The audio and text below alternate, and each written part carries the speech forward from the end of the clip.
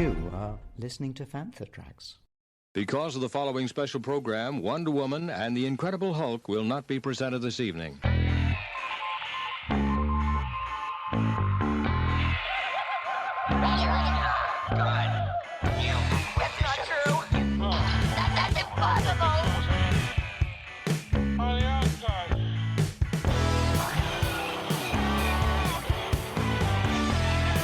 It's time to get all your Star Wars news in a single file. This is Making Tracks. Here are your hosts, Mark Newbold and Mark Mulcaster. That's not true. That's impossible. You're listening to Making Tracks and a very special episode as Fantha Tracks return to Finse in Norway for Hoth Strikes Back, which took place at Hotel Finse 1222 on the weekend of the 23rd to the 25th of February 2024. Fantha Tracks presented two panels. The second was a Q&A with guests former Fox CEO Harold Listat, Martin Gant, who was a special effects technician on The Empire Strikes Back, and production assistant Christian Berron. But first, it's our panel led by Brian Cameron on this very special episode of Making Tracks. So, welcome to the panel for this morning, How the Empire Strikes Finse. Me and Mark, I'm Brian, this is Mark, we're both from FanthaTracks.com, which is a daily Star Wars news site based in the UK, but we travel all around the world and do events and coverage of anything Star Wars. And really honoured to be asked to do the presentation this morning. And so, got a lot to get through. So we're going to start by just talking a little bit about before The Empire Strikes Back and its conception. And George Lucas, when he was making Star Wars, had struck a deal with Alan Dean Foster to write the official novelisation of the first film. As part of that, they agreed to do a second book, which could be the sequel, which was Splinter of the Mind's Eye, Mark. Yeah, when you think that when Star Wars came out, there was no guarantee it was going to be a hit. So just to make sure, as Brian says, as a backup, they do Splinter to make as a low budget, essentially a low budget TV movie or lower run cinematic experience, to the point where, as it says here, Lucas even asked for some dogfights to be taken out of the storyline so they could use sets and costumes and stuff that was there before. But of course, it was a bit of a hit, wasn't it, Star Wars? It was, and as Harold mentioned last night, the budget for The Empire Strikes Back was really significant for its time, and so the whole idea of Splitting the Mind's Eye, they made a novel, and we got Empire Strikes Back. As well as that, there was this background issue going on where Mark Hamill had a car crash and resulted in injuries and changes to his face. And there's always been this idea that perhaps the story for The Empire Strikes Back and the Wampa attack had been modified to help cover that. But maybe not so true, Mark. Not so true. So when Lee Brackett did her first version of the Empire draft, which I think she only did one before she passed away, it included this Wampa attack scene in it. So Hamill's accident happened early 1977. They've still got pickups to do on the original film. They used doubles and stand-ins to do what they needed to do. So it actually had more of an impact on Star Wars really than it did on Empire. So I think it's kind of become the story that they added the Wampa scene and the sequences they did. And it probably made all the sense because, you know, he had this injury, but I think the story may have been conflated a little bit. Yeah. And the kind of last little bit of background information leading up to The Empire Strikes Back was the fire on the Shining set at Elstree. Yeah, this is an interesting one because there's lots of little stories knocking around about this. Stage 3 burnt down. It was an accident, air quotes, whereby the rumours were, true or not, that some of the crew got a call about 2 hours ahead of this accidental fire happening to say, you might want to get your drafts work and your paperwork out of there before this accidental fire happens. But anyway, Stage 3 goes down. It's where they shot The Shining. It's where they would shoot Raiders, I believe. One of the Souls, I think, was shot in there as well. But of course, it caused big issues for Star Wars, or for Empire, I should say, because they were already at that point having a few issues with budgets and such. Yeah, and just a little bit of proof that the Wampa existed very much in early drafts, that very there early in the concept. The Empire Strikes Back as well, and I guess the last big concern before they even start shooting was the fact that they wanted it on a snow planet, and the difficulty that would entail for special effects. And I've just got a little clip here from begins, one of the as everything in movies does, with an attempt to solve a very basic problem. How to color in a screen that's as white and cold and empty as the ice planet of Hoth. The best way to fill in those blank spaces is through fantasy. And the country of fantasy has always been the breeding ground for mythical beasts, some of whom are friendly and helpful, like this Tauntaun, who provided transportation for us on Hoth.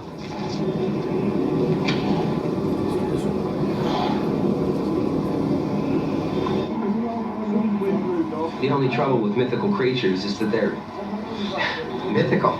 You can't go out and rent one at a zoo. You have to create them. But in creating them, you also create problems. As you can see, my life-size Tauntaun can't move. It has sawhorses where her legs should be. On location in Norway, Irvin Kershner, the director, had to shoot live action very carefully so it could be integrated with special effects material shot later. Yeah, of course.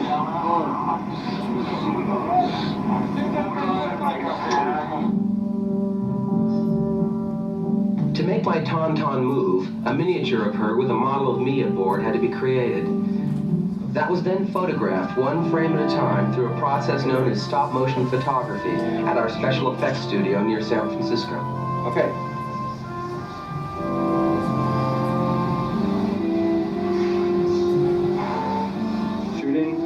It takes Dennis Muren and Phil Tippett an hour just to make 1 second of stop-motion film. The adjustments between frames of all the tiny moving parts are minuscule, but projected at the proper speed, 24 frames per second.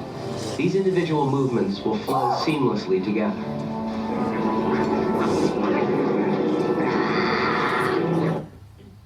So that's a little bit of what the kind of planning and thinking to do before they started. And so we're going to try and tell you what I'm classing as the official Lucasfilm version of events. There's a lot of air quotes going on. There is a lot of air quotes there because we've got the perfect people in the Q&A later who can tell us what's wrong in the official Lucasfilm version and what's been made a little bit Hollywood. And we've got the perfect people to tell us the facts from the fiction. And we'll start going all the way back to April 4th, 1978, and they selected Norway as the location, and ideally picked because, as you can see outside, the expanses, the lack of foliage, and I think that one of the key aspects was being able to access by rail direct to where they needed to shoot and having actually a hotel here on location that they could use. It's all really well finding the perfect location, like you say. If you haven't got the logistics to get there, then it's not much use. So, and of course, back in '78, it was a slightly different world, and yeah, this was definitely the perfect place. Yeah. So a lot of work had to happen over the course of that summer to make it possible to film here. You know, we had in May '78, Gary Kurtz, Norman Reynolds, Robert Watts, all visited here, all working with people like you, Harold, setting up permissions from the government, everything from how you're going to do the banking and all that kind of thing. So you don't think about involved in bringing a film together, but all the things that had to happen to be here on location, and obviously being able to ship things in, and how vital the rail network right out there proved to be. So fast forward a little bit to November '78, that was the first time Irvin Kershner was able to actually come out to location. Obviously because during the summer, completely different look to the environment, so he came out in November before the shoot. And there's a great story about how he was taken to the summit by helicopter and he asked to be left there so he could meditate and think about how they were going to do the shoot. And the helicopter broke down and couldn't return for him. He had to walk all the way back to base. And Can you imagine doing that though, if you don't know really where you are? And yeah. you're not dressed for it, and you've got to walk 4 miles in that. That's you've got the right director who's got the nerve to do that. So I would say that on his first visit, he probably got a good foresight of how difficult the shoot was going to end up being. There was a lot of pride, I think, in bringing the production to Norway as well. And so very early, they were very public about coming here, very open with the press, and this terrific poster, which was part of the gift packs as well, which was fantastic, was released in January of '79. And there's a little insight as well to how detailed and complicated every kind of little operation was in terms of who was going to be here, how they were going to do it, what was going to be transferred, and just a mountain of work going on behind the scenes. And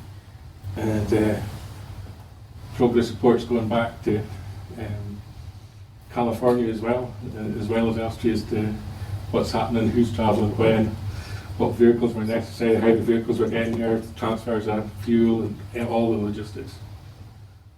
It's interesting how closely Lucas needed to keep an eye on it, because he was putting a lot of focus on, obviously, on ILM at this point, wasn't he? Yeah, absolutely.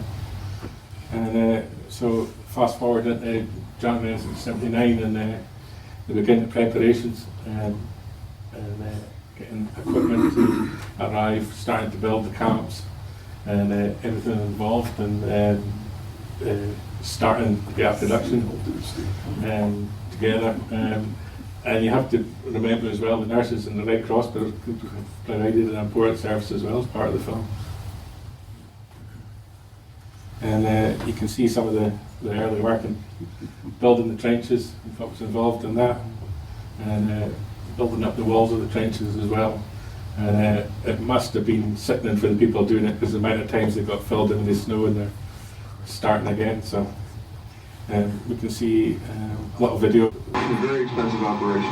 It's a long way from London, and what's more, it requires a lot of logistical coordination to get all the people and the equipment and everything up onto the top of the glacier. Someone construction crew up here, please.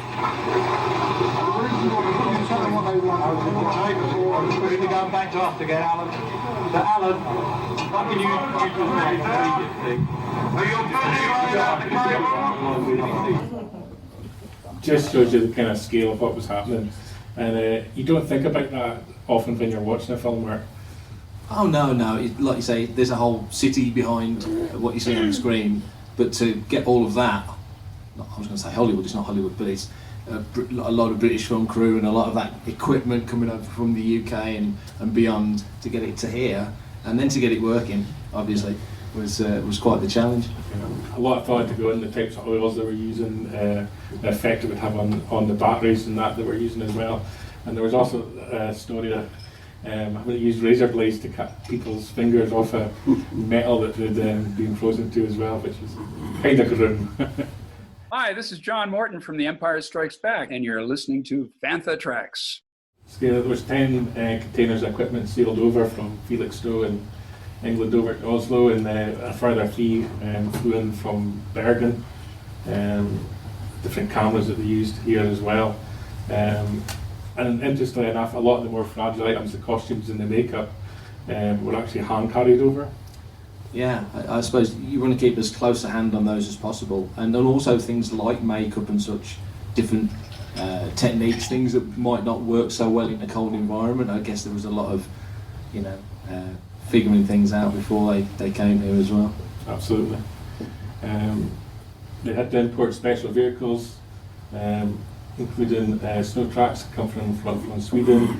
I'm going to pronounce this probably wrong, but a rat track from Switzerland, and 4 active snowmobiles as well. And the budget, they had the press conference in Oslo on the 1st of March.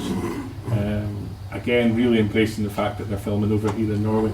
It's not something you tend to find in any kind of film production now, that they're so open in terms of what they're doing and these kind of press conferences. And they mentioned at the time that the budget was going to be 16 million, which would have been 67 million production today. I think it ended up being 22, 23 million. It went up quite a bit. There's that infamous sort of stuff, which is nothing to do with this specifically, but there is that whole story of the budget rising and the Bank of America being involved and so on and so forth. And they were asked a question about what if the weather's bad at Finsa, and Gary Kurtz suggested that would be a good thing. He maybe came to regret that a little bit. And there's some photos as well from the press conference back then. I think some of them you'll see on display here in the hotel as well. And of course it made a lot of press coverage. And one of the interesting things I didn't know until I was researching to do this panel was the fact that the interest that had been building up, because everyone knew they were coming to Norway to shoot the film, meant that the film never actually left cinemas. So in the spring of '79, when they were discussing re-releasing the film into cinema everywhere else in the world, they didn't have to in Norway because it was still showing. I don't know when did Norway, do you guys know when Norway got the original Star Wars? Yeah. Roughly, I mean. 26th of December. There you go, so it's the same as there you go, Yeah. read the screen mark. So it's the same as the UK. So of course when the gap between Star Wars and Empire for us was less than it was for the Americans by quite a few months. But yeah, to be running after all that time is hugely impressive. We wanted to wait till the best cinema in Europe was ready, the Colosseum in Oslo. So we just had to wait for the cinema to be ready. Clear. Yeah. So that's why it was in December. Yeah, fantastic. Then everyone started moving up to Finse. There's a picture of Irving Kershner on the train. They also arrived in different groups with Irving coming up on the second, and then the third, Mark Hamill, Carrie Fisher, followed on reading Gary Kurtz. And there's a great picture I think of Carrie as well on the train. And of course, as Harold said, she wasn't part of the shoot at all, but she wanted to be part of the experience really. That is one of the best pictures of Carrie ever though, isn't it? That's awesome.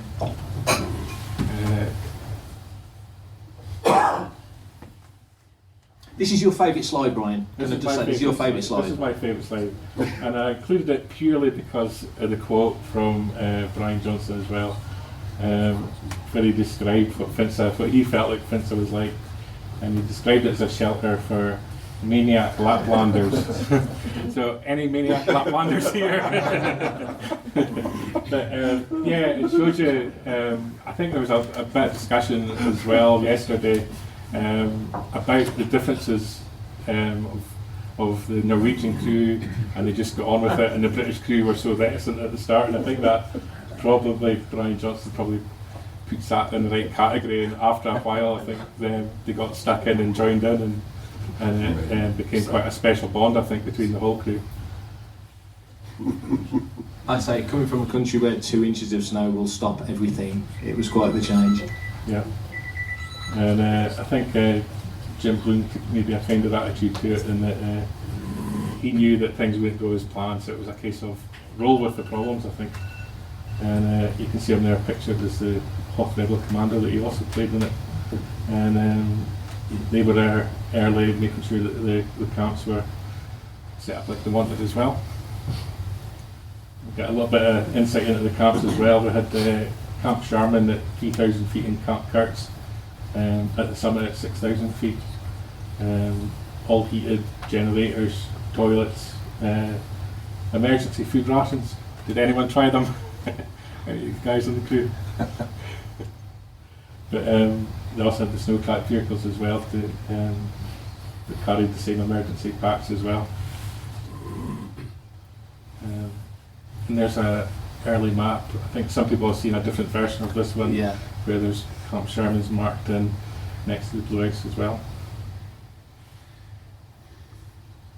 And of course the hotel, but I've got the joy of staying in this weekend as well, and the crew kind of took over all the rooms there. Every room marked out here, and how many could be in a room, whether the rooms had bathrooms or not. And I think you'll find out later today who was potentially in your room as well. They're working on that at the moment, so you'll maybe find out what member of the crew was in the room that you're staying in. That's very cool. And the shoot started on the Monday, Shot 2 scenes, Luke staggering out of the gorge and Luke falling unconscious. It was the first day of a planned 76-day shoot. And on that day we had Mark Hamill, Dennis Lawson, Peter Hamill and Des Webb all on the call sheet, where only Mark Hamill was used. And you can see a little clip from that day. Working on a glacier during the worst March since the Norwegians started keeping records, you begin to have strange thoughts. Straight ahead is towards the branch. Straight ahead is going towards the branch. You begin to wonder, for example, if they've got any openings over in special effects. At least the work is indoors. Cut!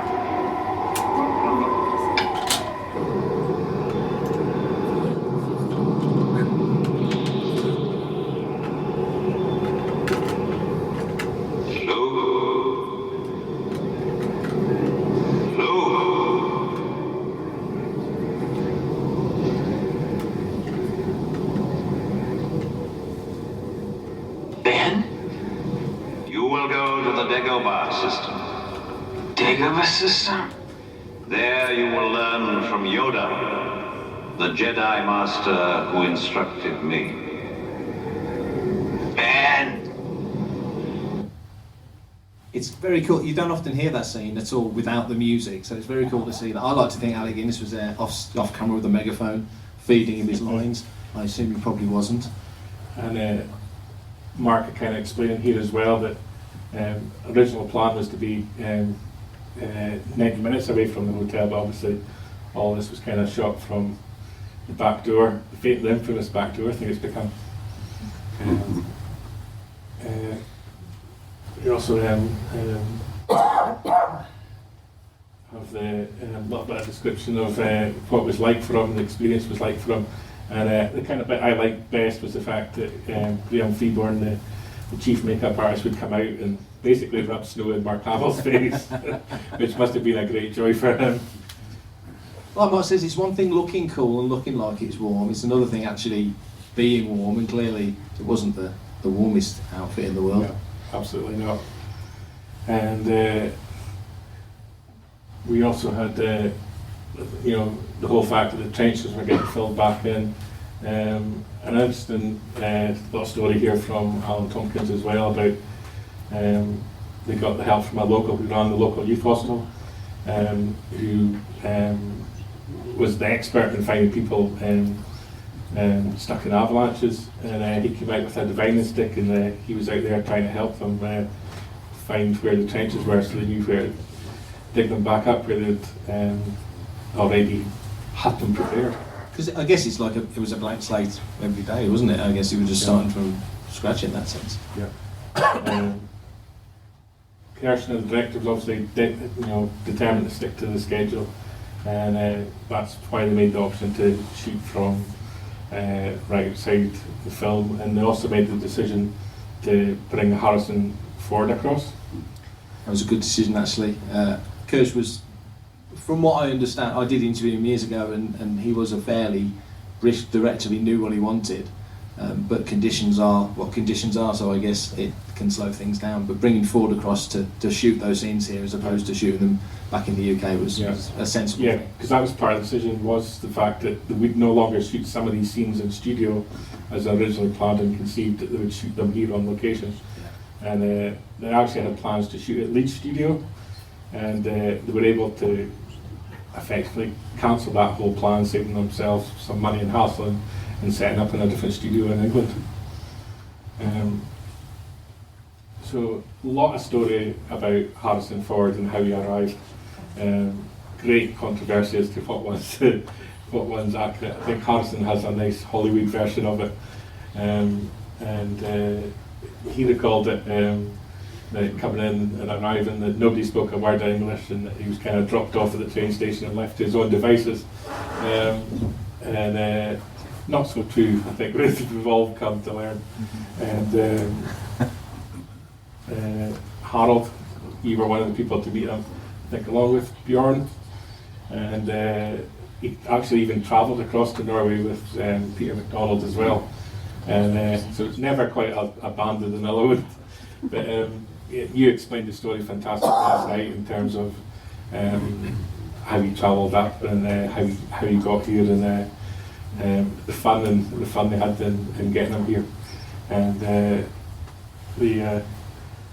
he recalled it somewhat differently. He was determined that he went in the wrong direction and everything. Clearly there was a bottle of whiskey drunk that night, and we'll use that as the reason that his memories may be foggy. But in fairness to him, he arrived and he was there 7:30. He was up for the start of the shoot the following morning, and we were discussing this actually yesterday. Alan Tompkins talked about one of the biggest problems they had at the start of the shoot was the difficulty getting what they wanted from the two tauntauns, and they described that one of them being the actual weight of the skin and the size of the head for manipulating it. But I think there's a bit of dispute that might not have been the tauntaun he was referring to. He was referring to the wampa. Yeah, we'll definitely talk about that in the Q&A later for sure. Yeah. And we can see Des Webb in his wampa costume as well. And we've got a couple of clips from... So our pulls will fall, bang, bang, bang, dismount, run. No, you're going to lose it. It's got to be... Right, that's right. That's why it has to be O'Shea, because nothing else will hold the pause. I'm just... Oh, that's fine. Yeah, broken goggle. Action! Looking back, all the way back. That's right. Back here now, back here. Find him now, find him. Take the stuff off. You're seeing it. That's it. Out!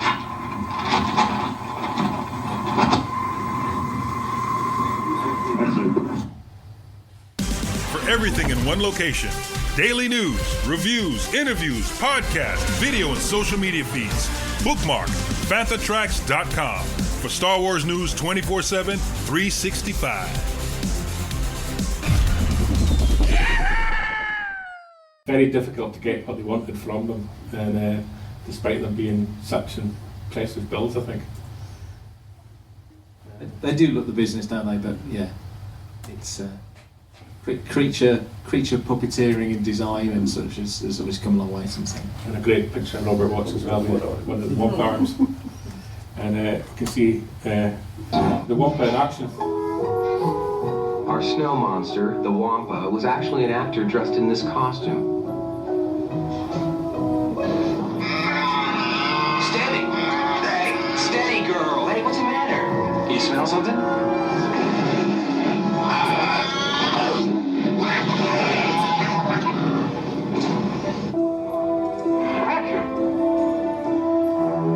This is a shot I wish they could have gotten one take.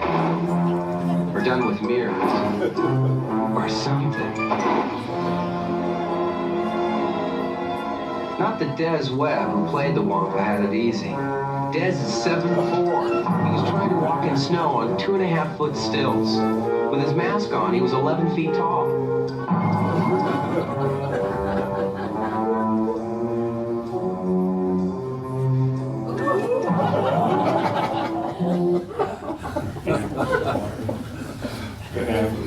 Yeah, so we moved on to March the 7th, and they're doing the Wampa Dragon look, and also Han on his tauntaun, and they discussed, on that day, Alan Arnold interviewed Harrison Ford, and he talked about how important the camaraderie that he came across when he arrived at Finster was. Yeah, to be in conditions that are alien to 99% of the crew flying in, certainly the guys who lived here are used to it, of course, but the British and American guys, not so much.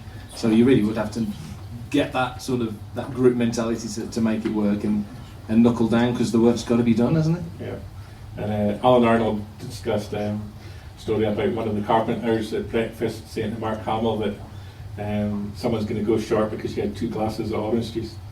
I should probably confess I had 2 glasses this morning as well.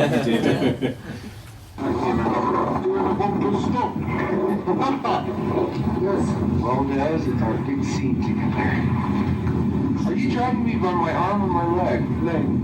Oh, great. Left leg. Which way? Anyway, just walk forward. If we can turn around to us slightly. Come on. Peter, very important that when Alan starts pulling, he keeps a distance of the arm. Like when goes forward.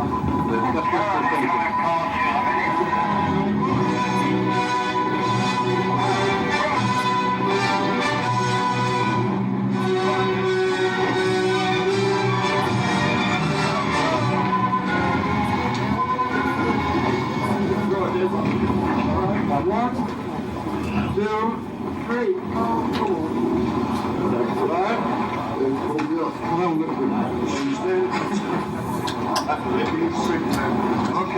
Okay, Des? Right, lift.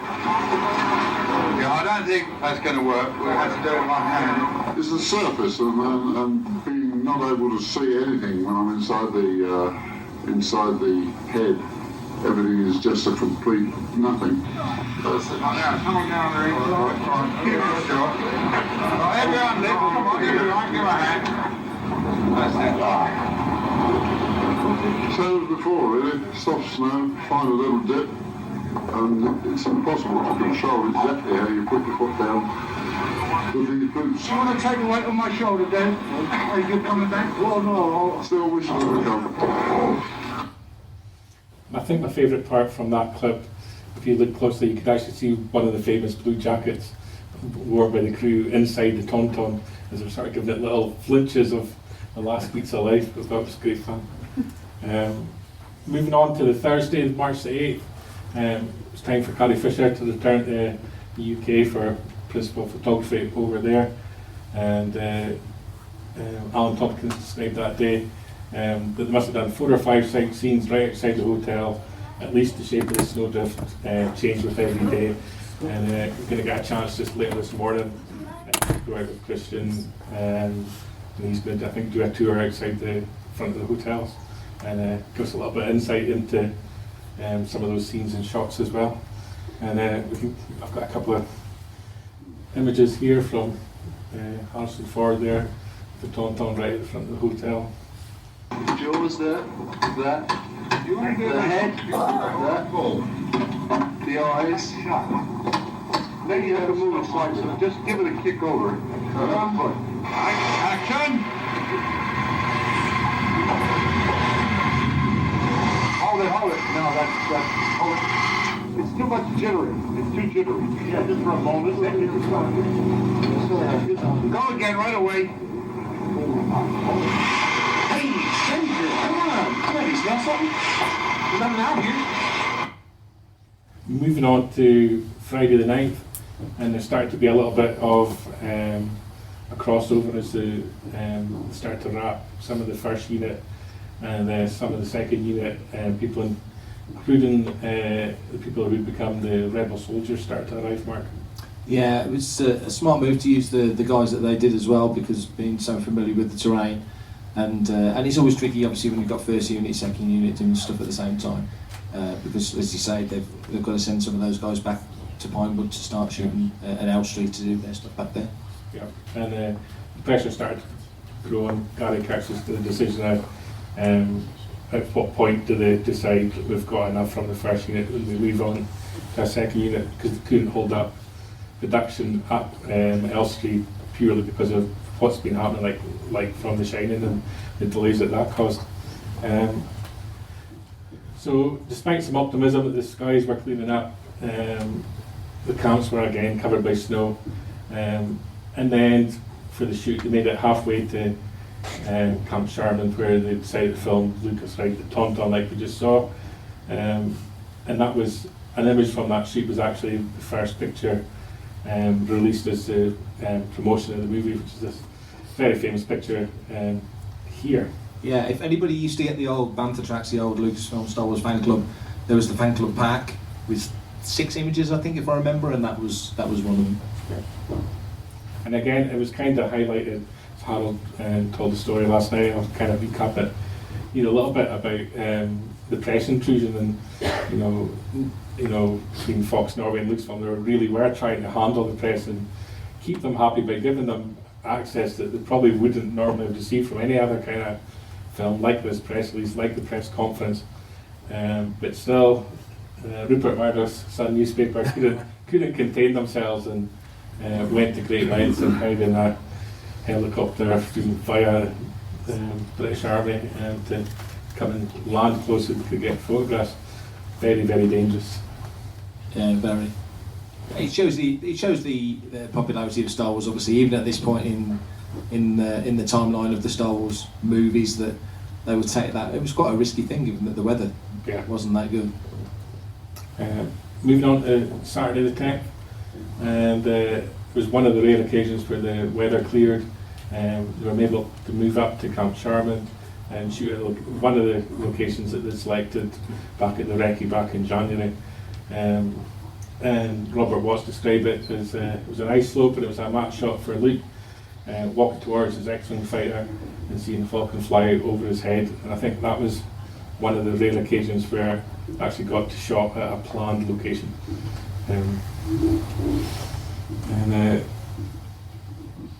Got behind the scenes of the Probot here as well, which was part of the shoot on Saturday as well. And again, they chose to do some of the shots here because they had Harrison Ford on location.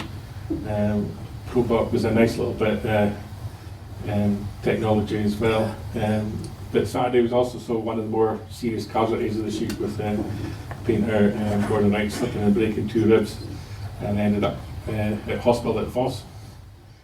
We can have a little look at the probe. We also had to build the Probot, which is the probe that is sent down by Darth Vader that lands on the snow planet surface that then goes and looks for human life forms.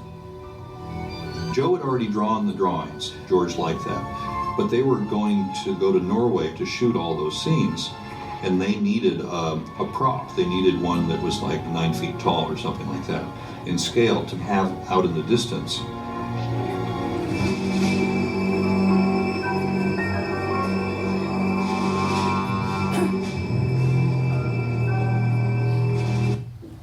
And I've got a little second clip as well.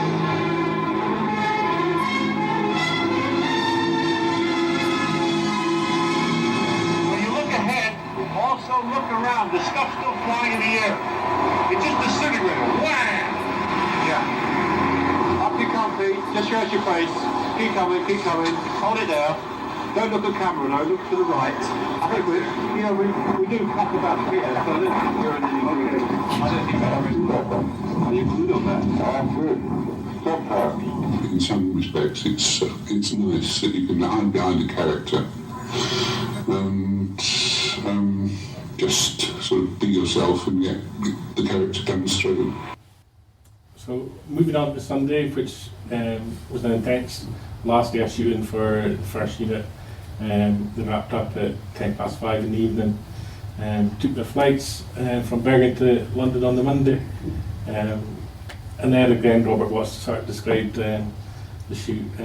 During the entire period of the first unit's shooting, they had one break of clear weather for half a day.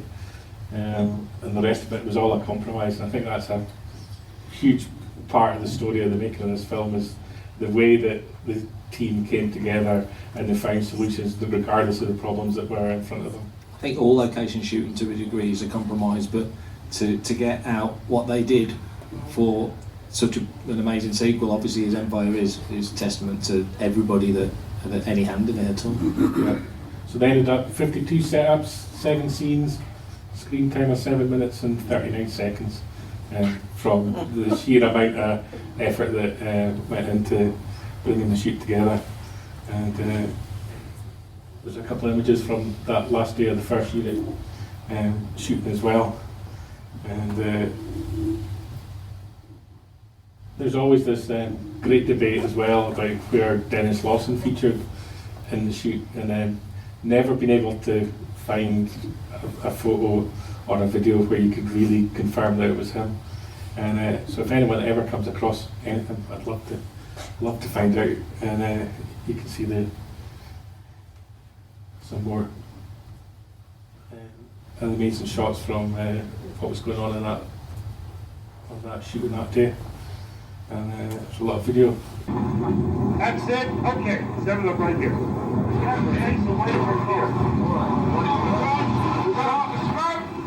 Okay, wrap up, fellas. We're moving down the camp, Sherman. Let's get out of here. Let's get down the camp, Sherman, as soon as we can. Snow is coming.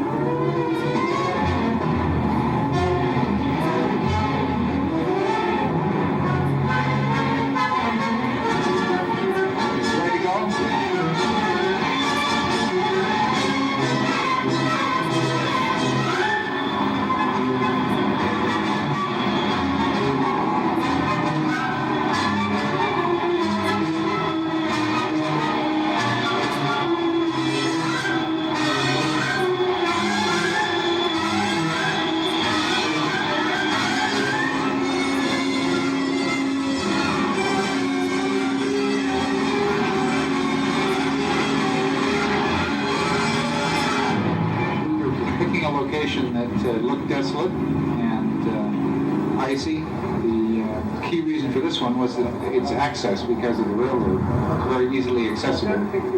However, this weather is more fierce than is usually the case. Gary Kurtz himself described the song there, but he described the experience of working in Norway and how he just thought everything was amazing.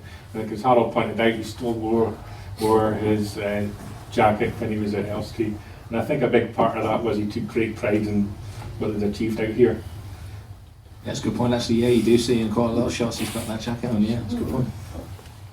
And of course, every day of the shoot, they were sending back progress reports on what they did. And you can find so much of these documents out there when you start researching what they did, and all the information about there at the bottom. You can read about a rock hitting one of the snow tracks that needed to be repaired. One of the crew coming out and having their Motorola confiscated at airport security. Lots of little funny little elements of what had gone on. It means absolutely nothing to anybody, but that was my 8th birthday, 31st of March 79. So. And moving on to Monday the 12th, all the way through to April the 3rd, the second unit really took over all the incredibly hard work at the battlefield and the trenches. 43 extras, 2 stuntmen, and Peter MacDonald taking on direction with a new Empire Flex camera as well, and some scenes as well shot where the stuntmen were doubling for Luke and Han. I mean, this was, as a second unit, was a major undertaking, wasn't it? Yeah. So the sheer big scale stuff. Yeah. And when it came to shooting on the Blue Ice, we filmed the entrance for the X-Wing fighters to the Rebel base as well. And they completed their shot on the first day. When they returned for the second day, they found 5 igloos with local students camped up on their shooting location. Again, as well, the work with the helicopters as well, described it climbing up to 15,000 feet and then switching power off and then falling at 30 miles an hour, as well as flying at 100 miles an hour just 4 feet above the ground, which I think Alan Arnold described in his book that had to make sure the landscape was flat when they were doing that. That's the background plates they shot there for the opening scene with the Tauntaun. If you watch Light and Magic, there's a brilliant scene where Dennis Muren describes how they placed the Tauntaun into the shot, which is fascinating. Yeah, and on the 1st of April as well, they shot Hamel scene. It was actually Skippon that was there, Luke falling from the Tauntaun, and 2 days later they were rapping, April 3rd, and of course on April 3rd inevitably there was an avalanche. That was a great way maybe to summarise the end of the shoot. And we can see some clips from the battlefield filming. For the climactic battle scene shot on location in Norway, we used a mountain rescue team as rebel soldiers. Started now. Yeah. The attackers are coming from over there, and you're shooting at them. There's explosions going on all around you. Okay? So go down the trench and I'll come and give you something. Assistant Director Bill Wesley was not always certain he was getting through to his Norwegian troops. Make the bloody thing work, you know? Bang! That sort of thing, okay? Good lad, good shoot. This thing has got a bit of a kick to it, I would think. So, it's gone. You know, that type of thing, yeah? The Empire is coming from that direction, which are 40-foot giants. You can't see them through Macamon. Here we go then. Action! Explosion 1. Slow down, David. 2 if you can. 3. Explosion 3. 4. And there's a second clip as well. This kind of shows the sheer scale of everything.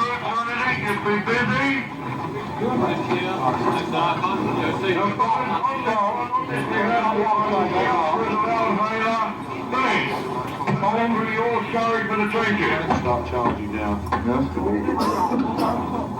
From the middle of the track. Group 2 now, please. Group 2. I'll do if you stand over that side, because they're shooting in that side. Okay. Good lad. You are just preparing for it. But go off to the left. The war has started now. Yeah. The attackers are coming from over there, and you're shooting at them. There's explosions going on all around you. Okay?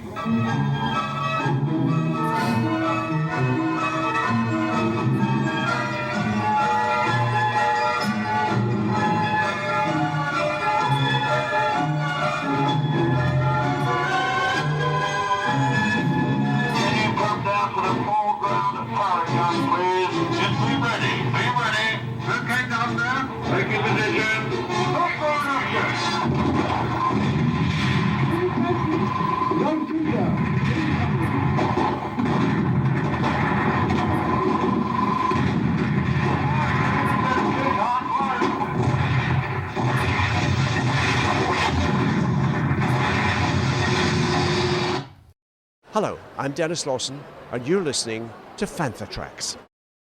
And I thought it was worthwhile, just as we're at the end of the shoot as well, to hear from Herman Kerstner, so I've got a short clip from him as well. We get to Norway, and I couldn't get out of the hotel to shoot because there was a wall of snow that was blown in that night. So we put the camera in the doorway of the hotel, going out the back door. The crew was all inside, toasty warm, and Mark had to go out into the snow and go running away from the ice creature. And we never left the doorway. And he froze to death and we were fine. We finally shot all the scenes, knowing where the special effects, where this thing would come down, the foot would come down, and all this stuff. And of course we've got one of the famous photos of some of the crew together as well. And I'm just going to run through quite quickly, Mark, just a few photos from the second unit shoot, because the sheer scale of the shoot's impressive. Because I think today we're kind of used to depth and scale in the films with the ability they've got in special effects. When you know from seeing the clips and the photos, the sheer physical size of the shoot it was something else. It helped as well, I think, because it is almost a blank canvas. It's not because of the the geography and such, but in terms of scale and distance, it just gives you such a feel of that depth. Like you say, it's difficult to really get across what a good job they did of that. And just some impressive photographs as well of what's going on. I mentioned earlier there in the clips about taking the footage, combining it with some of the animatronic work and some of the map paintings as well, and how they brought it all together for the final shoot there. Obviously we're all here on location. It's something special, I think, to actually be able to be on a Star Wars location and experience a little bit of what the crew experienced back then. And we've put together a map. If you head to that address, it'll come up in your Google Maps, so when you're actually out there, if you venture out very far, you'll find the GPS locations at each of the stars, the different shooting locations. I've got question marks on 3 of them, purely because we think that's where they shot them. We don't know 100%. And that's a lot to do with the fact that where they were necessarily heading that day to shoot, they maybe didn't get to the exact location, but they maybe stopped before. Yeah, hopefully that'll help somebody that are out there find the shooting locations, and you'll know you are exactly on the spot.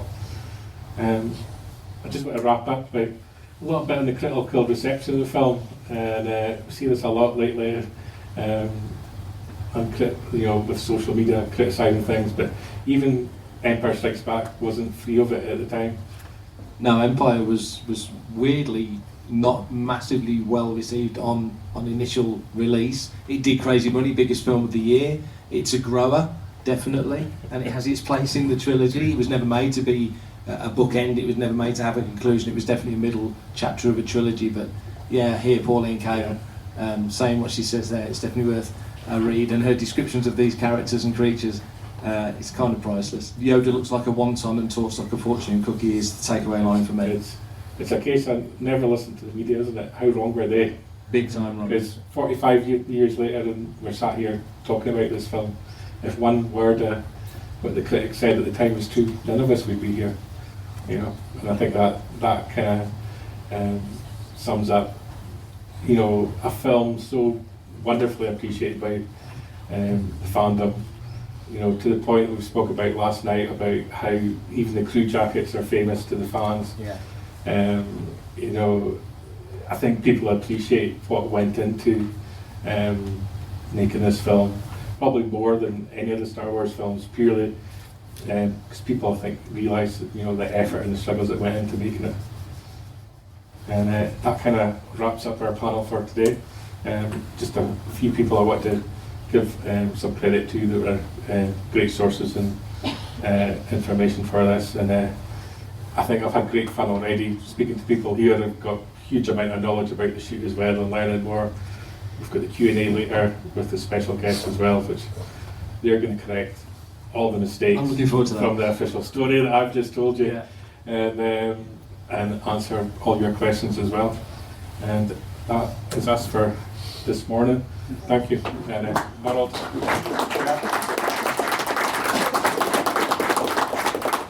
I do want to thank you for a very, very interesting and good presentation. It was extremely interesting, and I think a couple of us, we were back 45 years ago seeing this.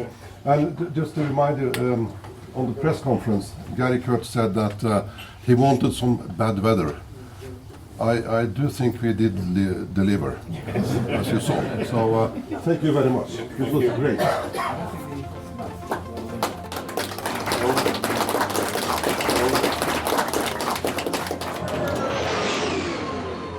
If you want to be part of the action, visit fanthatracks.com or be sure to comment, like and share on our social media feeds at Fanthatracks. Send in your listeners' questions by emailing radio@fanthatracks.com. Subscribe, leave a review, preferably a 5-star one, on Amazon Music, Audible, Apple Podcasts, Google Podcasts, Spotify, or your podcatcher or smart speaker of choice. And as always, thanks to James Temple for composing the Fanthatracks intro, Adam O'Brien for our Making Tracks opening music, and Mark Daniel and Vanessa Marshall for our voiceovers. Tune in to Good Morning Tatooine. It's live Sunday evenings, 9 o'clock UK, 4 p.m. Eastern, 1 p.m. Pacific, on Facebook, YouTube and Twitch. And check out our Fanthatracks Radio Friday night rotation every Friday at 7 o'clock UK time for new episodes of The Phantom from Down Under, Planet Leia, Desert Planet Discs, Start Your Engines, Collecting Tracks, Cannon Fodder, and special episodes of Making Tracks, and every Tuesday at 7 o'clock UK time for your weekly episode of Making Tracks. And remember, fanthatracks.com, our social media feeds, Fanthatracks TV and Fanthatracks Radio are absolutely